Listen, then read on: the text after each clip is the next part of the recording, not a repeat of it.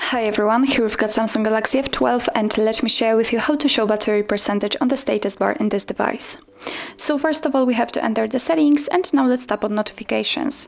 Here we have to scroll down and tap on advanced settings, and as you can see on the second position we've got show battery percentage option. So in order to activate that, just tap on the switcher, and as you can see it actually immediately changes, and from now on next to the battery icon we've got the exact percentage of the usage of the battery.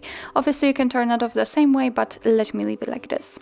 So actually this is it. This is how to show battery percentage in the status bar in your Samsung Galaxy F12.